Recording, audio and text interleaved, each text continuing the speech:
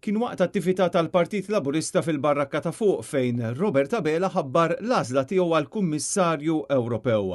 Għażla illi waqgħet fuq Glenn Mikallef illi huwa l-ex Chief of Staff tiegħu u li se jkun innominat Malti għall-Kummissjoni. U se jkun Glenn Mikallef għaliex huwa bniedem teknokratiku għandu esperjenza politika diretta. Mhuwiex elett vera fil-kabinett, però kien jipparteċipa, kien ikun mistieden ta' kull ġimgħa, ġifieri għandu dik l-esperjenza mhix nieqsa ċertament.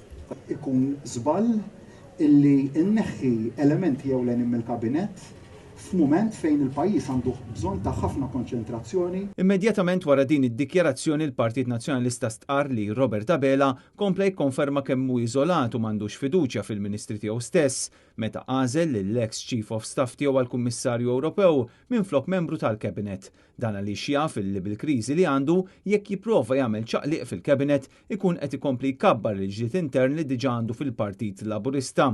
Il-ħamis il-Prim Ministru għamel aċċennu ukoll għal Chris Fearn illi suppost kellu jkun hu il-magħżul għal din il-pożizzjoni ta' kummissarju. Kont dispjaċut għaliex il-pajjiż tilef deputat Prim Ministru, tilef Ministru ewlieni u ma ngħidx il-Partit Laburista tilef persuna il-pajjiż. Interessanti il-fatt li Robert Abela kellu jwassal dawn l-iżviluppi tant importanti għal pajjiż waqt attività tal-Partit Laburista minflok waqt konferenza bħala Prim Ministru kif wieħed jistenna.